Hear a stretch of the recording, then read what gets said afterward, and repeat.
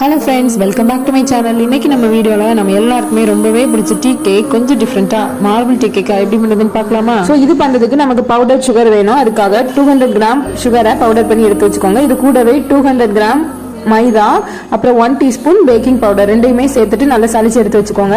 So இதுக்கு 2 முட்டை தேவைப்படும் இது பண்ணுறதுக்கு. ஸோ ஒயிட் அண்ட் எல்லோ ரெண்டையுமே வந்துட்டு தனித்தனியாக செப்பரேட்டாக எடுத்து வச்சுக்கோங்க. எக்கோட ஒயிட்டையும் நம்ம பீட் பண்ண ஆரம்பிக்கணும். பிஞ்ச் ஆஃப் சால்ட் மட்டும் ஆட் பண்ணிட்டு பீட் பண்ண ஆரம்பிக்கணும். ஸ்லோவாகவே பீட் பண்ணுங்க. ஃபர்ஸ்ட் எடுத்த உடனே ஸ்பீடாக பண்ணக்கூடாது. ஸோ ஸ்லோவாக பீட் பண்ணிட்டு இது கூடவே பவுடர் சுகர் நம்ம பவுடர் பண்ணி வச்சிருக்கோம்ல அந்த சுகரையும் ஆட் பண்ணிட்டு நல்லா பீட் பண்ணிட்டு இது கூடவே 1/4 கப் அளவு சன்ஃப்ளவர் ஆயில் ஆட் பண்ணணும். ஸோ ஆயில் வந்துட்டு ஸ்மெல் இல்லாத ஆயில் தான் கண்டிப்பாக யூஸ் பண்ணணும். ஸோ நான் வந்துட்டு இன்னைக்கு ரீஃபைண்ட் ஆயில் எடுத்திருக்கேன், சன்ஃப்ளவர் ஆயில்.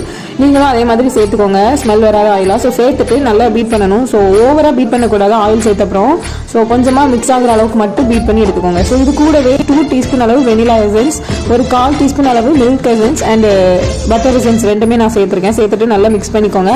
எக்கோட எல்லோவையும் நல்லா பீட் பண்ணி முடிச்சதுக்கு அப்புறமா அதை ஓரமாக எடுத்து வச்சுட்டு எக் ஒயிட் கூட நம்ம இப்போ சளிச்சு வச்சிருக்கிற மைதா அண்ட் பேக்கிங் பவுடர் ரெண்டையும் சேர்த்துக்க போகிறோம். சேர்த்துட்டு நம்ம எக்கோட எல்லோவையும் நல்லா இது கூட சேர்த்து ஓவர் மிக்ஸ் பண்ணாமல் ஜஸ்ட் ஒரு மிக்ஸ் மட்டும் கொடுத்துக்கோங்க.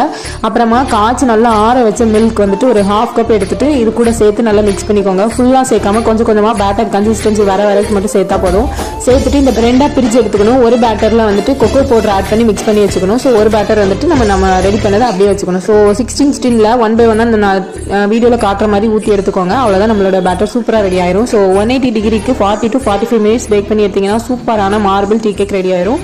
ஸோ கண்டிப்பாக நீங்களும் வீட்டில் ட்ரை பண்ணி பார்த்துட்டு உங்களுக்கு எப்படி வந்ததுன்னு கமெண்ட் பண்ணுங்கள். ஸோ உங்களுக்கும் இதே மாதிரி டீ கேக்ஸ், ப்ரௌனிஸ், அப்புறமா முட்டை மிட்டாய் இதெல்லாம் வேணும் அப்படின்னா ஸ்க்ரீனில் தெரியுது நம்ம காலர் வாட்ஸ்அப் பண்ணி உங்களோட ஆர்டர் ப்ளேஸ் பண்ணிக்கோங்க. ஸோ தேங்க்யூ ஃபார் வாட்சிங். இந்த வீடியோ உங்களுக்கு பிடிச்சிருந்துச்சு அப்படின்னா கண்டிப்பாக சப்ஸ்கிரைப் அண்ட் லைக் பண்ணிக்கோங்க.